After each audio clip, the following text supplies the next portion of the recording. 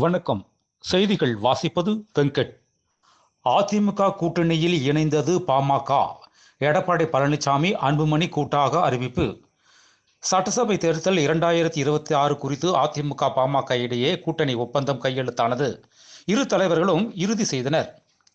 அவனியாபுரம், பாலமேடு, அலங்காநல்லூர் ஜல்லிக்கட்டுகளை அரசே நடத்த வேண்டும், உயர்நீதிமன்றம் உத்தரவு. ஜல்லிக்கட்டு போட்டிகளுக்கான அடிக்கல் நாட்டு விழா அமைச்சர் பி. மூர்த்தி தலைமையில் நடைபெற்றது. பாமக சார்பில் அன்புமணியுடன் கூட்டணி பேச்சுவார்த்தை நடந்திருந்தால் அது சட்டவிரோதம். ராமதாஸ் அறிக்கை.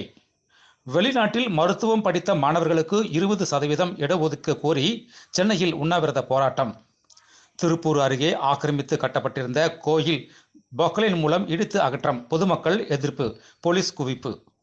சிறுபான்மையினரின் காவலன், ஒடுக்கப்பட்ட சமூகத்தினரின் பாதுகாப்பு என்கிற முகமூடிகளை எல்லாம் இனி திமுக பயன்படுத்த முடியாது. தவேகா தேர்தல் பிரசார மேலாண்மை பொதுச் செயலாளர் ஆதவ் அர்ஜுனா விமர்சனம். மத வெறியை தூண்டிவிட்டு கலவரத்தை ஏற்படுத்த முயற்சிக்கிற சில இந்துத்துவா கும்பலுக்கு திருப்பரங்குன்றம் தீர்ப்பு சாதகமாக போய்விட்டது. வைகோ பேட்டி. உங்க கனவை சொல்லுங்க திட்டம் திமுகவுக்கு வாக்கு சேகரிக்கும் மோசடி நாடகம். எடப்பாடி பழனிசாமி கருத்து. வெனிசுலா இடைக்கால அதிபராக டெல்சி ராட்ரிக்ஸ் பதவியேற்றார். நிகழ்ச்சிக்கு 2 மணி நேரத்திற்கு முன்பாகவே பார்வையாளர்கள் தேவையின்றி ஒன்று கூடக்கூடாது.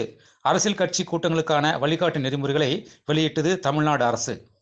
மேலும் விரிவான செய்திகளுக்கு அரசியல் ராஜ்யம் மின் இதழை படியுங்கள். நன்றி, வணக்கம்.